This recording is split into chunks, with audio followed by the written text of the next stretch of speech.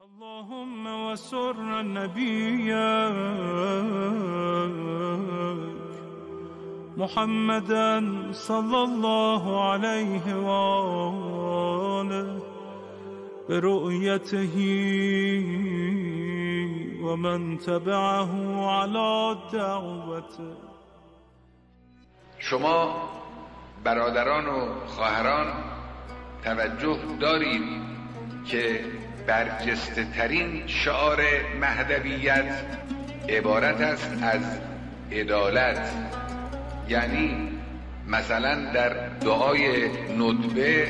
وقتی که شروع میکنید صفات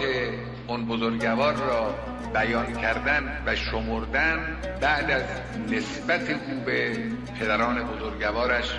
و خاندان مطهرش، اولین جمله‌ای که در دعای ندبه ذکر میکنید این است که این المعد لقطع دابر الظلمه،